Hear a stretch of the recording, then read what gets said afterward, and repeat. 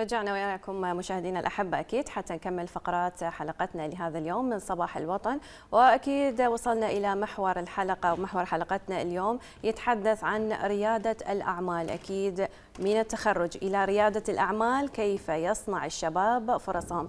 حتى ندخل في تفاصيل أكثر عن هذا الموضوع أكيد نستقبل ويانا بالاستوديو ضيفنا الكريم ضياء الدين أحمد، ريادي في مجال الأعمال الحرة. صباح الخير. صباح الورد. صباح الخير أستاذ حبيب، الله يسلمك.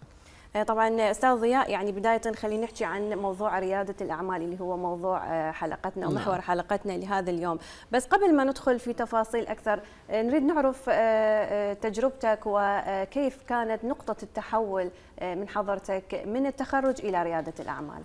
طبعا صباح الخير على الجميع. بالبدايه نقطه التحول، شوفوا اكو فرق.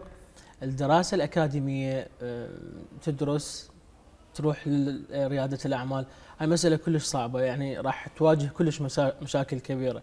الدراسه الاكاديميه هي تنطيك يعني شلون اوصف لكم اياها، ما تنطيك المفتاح حتى تدخل لباب رياده الاعمال، لكن اكيد بالمثابره وبالاجتهاد راح توصل للشيء اللي انت تريده. كثير من الخريجين اليوم يواجهون صعوبه في الحصول على وظيفه، هل كانت هذه نقطه التحول؟ لربما صعوبة الحصول على الوظيفة أدت إلى أو آلت إلى أنه الشخص أو الشاب يبحث عن فرص بديلة؟ هاي الفرصة اللي خلتني أنه يعني خلاص إحنا لازم نتجه لريادة الأعمال، لأن الشاب العراقي هو أصبح يعني تفكيره الأساسي أنه فقط بالوظيفة، وهذا الشيء كلش خطأ حقيقة. من نتجه لريادة الأعمال إحنا راح نكون صاحبين القرار، راح تكون نقاطك أوسع، نظرتك أوسع للمكان. فلهذا أنه أنا أقول لأي شاب أنه أنت خلاص لازم تتجه ريادة الأعمال، لأنه الوظيفة هي راح تقيدك أكثر. طيب شنو اللي خلاك يعني تدرك انه فقط يعني مو مثل اي شاب من تتخرج تقعد تنتظر مثلا درجتك الوظيفية او شو وقت تتعين في منصب حكومي؟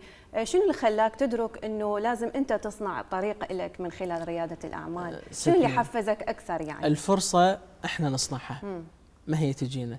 يعني احنا ما اظل انا انتظر شو وقت تجيني الوظيفة، شو وقت لازم تبدي انت من نفسك حتى تحصل شيء يليق بك. يعني خلاص احنا كافي، لازم نتجه لريادة الأعمال، لأنه هي الأساس في بناء مستقبل واسع. نعم صحيح. برأيك أبرز التحديات اللي يواجهها الشباب بعد التخرج؟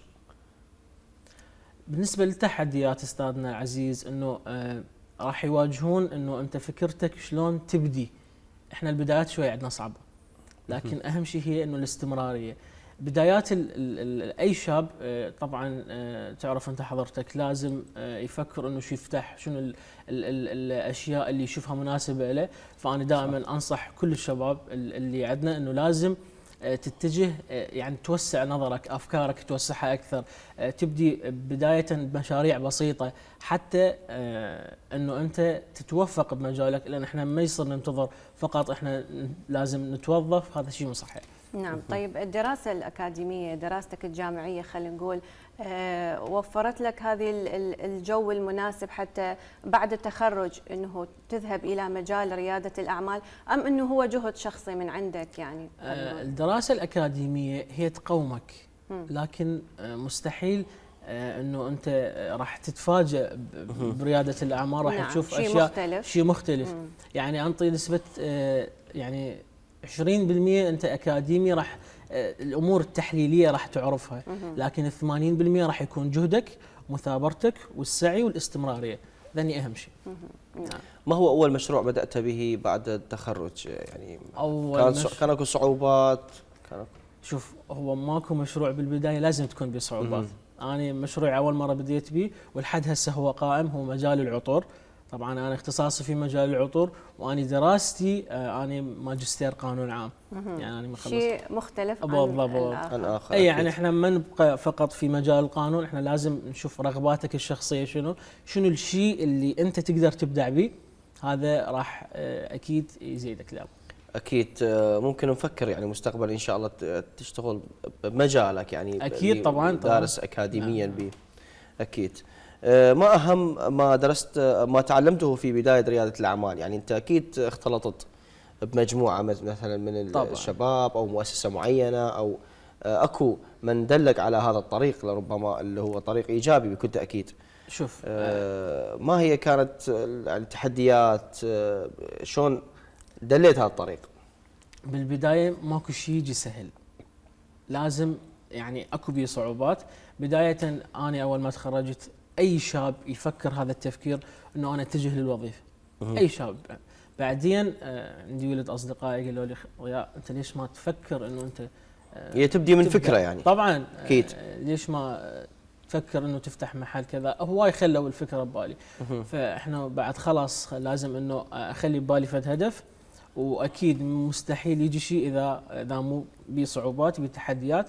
يعني انا بدايتي كلش تاذيت، لكن الحمد لله فضل رب العالمين. دعم معنوي كان اكو مثلا من الشباب يعني الاصدقاء؟ اكيد معنوي.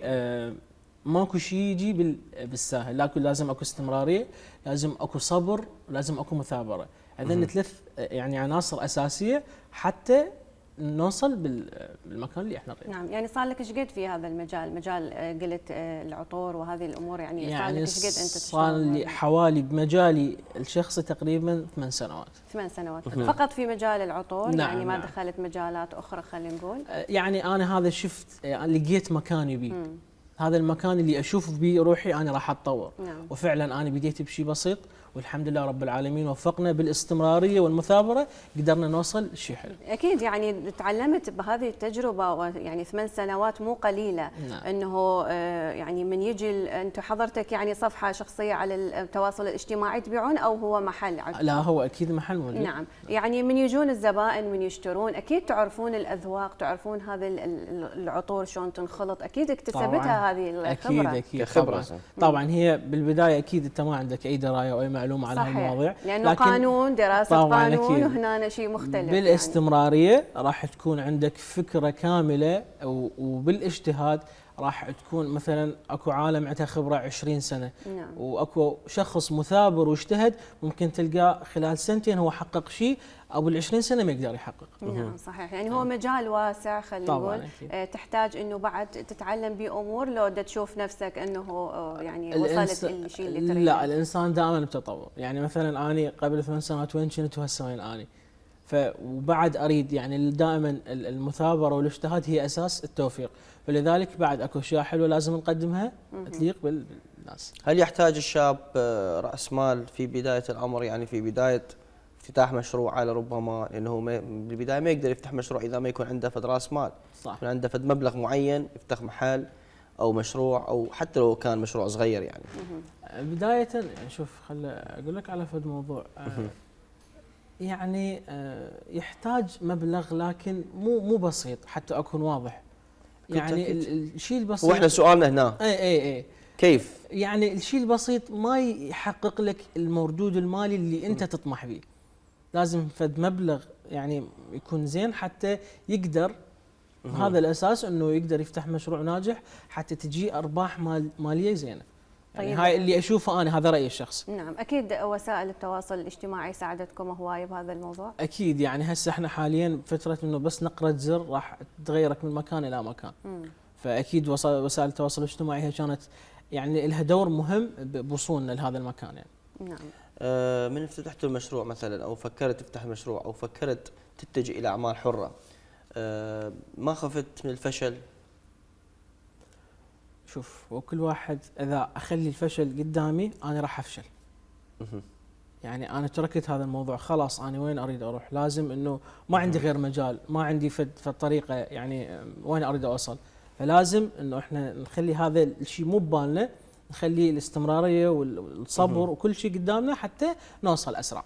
اكيد هو بالنتيجه يعني خلينا نقول حتى لو الانسان مر بتجربه فشل يعني في بعض من الاوقات، لكن ممكن انه يكون يعني تحفيز له حتى يستمر اكثر واكثر في مجاله. يعني راح تستمر انت بهذا المجال، يعني باقي وياك الى سنين اكيد ان شاء الله مستمرين. وشنو يعني شلون تفكر تطور من هذا الموضوع، تطور المكان، خلينا نقول تطور شغلك ليس بالعطور وانما فقط خلينا نقول امور متعلقه بالعطور او الكوزمتيك او هذه الاشياء؟ يعني اكيد احنا راح ما نبقى على هذا. شوفي، احنا عندنا تقويم سنوي، انا هاي بالنسبه لي شخصي. تقويم سنوي، اليوم انت بهاي السنه شنو حققت؟ السنه تجي شنو راح تحقق، اللي بعدها اذا اشوف نفسي انا خلال هاي السنه ما حققت شيء، لا ارجع اراجع حساباتي شنو الاشياء اللي وقفت بيها. فاحنا ان شاء الله كل سنه عن سنه جاي نشوف اكو تطور، اكو تغيير بالامور وهاي تفاصيل يعني. جيد، تقييم جيد. لازم هذا الشيء حتى أكيد. انت تكون مواكب للعالم اللي تتطور، لازم تكون هل وياه. هنالك مؤسسات يعني اهليه او حكوميه تدعم الشباب في الحصول على مثلا فرص عمل في رياده الاعمال، في اعمال حره والى اخره؟ اكو بعض المبادرات تساعد الشباب، ويعني وهاي قليله حقيقه يعني نسبه الى الشباب اي يعني بالنسبه لكميه الشباب العاطل عن العمل هاي قليله. يعني اكو بعض المبادرات شفتها انا حلوه، ساعدت الشباب، انطتهم مبالغ ماليه حلوه حتى يعني يفتحون مشاريع حلوه، وهذا كان دافع اساسي يعني للشاب حتى انه يقدم الشيء اللي عنده. طيب اشوفه مناسب. شنو متطلباتكم اليوم انت كرائد اعمال؟ شنو متطلباتكم انتم كشباب، خلينا نقول من خلال هذه الشاشه حتى تبنون نفسكم وتطورون نفسكم؟ اكيد للي متخرج حديثا خلينا نقول نصيحتك لهم. يعني انا نصيحتي لهم انه انت لازم ما تنتظر الفرصه، انت تصنعها. اصنع فرصتك بنفسك، اعتمد على نفسك، اتعب على نفسك، اشتغل، يعني لا اسعى، لا تبقى بنفس المكان اللي انت بيه، لان اذا راح تبقى بنفس ما راح ماكو اي فائده يعني. بكل تاكيد. حقيقه الوقت داهمنا. شكرا جزيلا استاذ ضياء الدين احمد، اكيد ريادي في مجال الاعمال، وان شاء الله نتمنى لك الموفقيه دائما في كل اعمالك. شكرا جزيلا لك ولوجودك ويانا، اكيد نشكرك، واكيد ان شاء الله يشوفون الشباب من خلال هذه الشاشه ويشوفون هذا اللقاء، واكيد يكون كتحفيز لهم وياخذون يعني تجربتك الشخصيه كمثال لهم اكيد. ان شاء الله. ان شاء الله. شكرا جزيلا لك.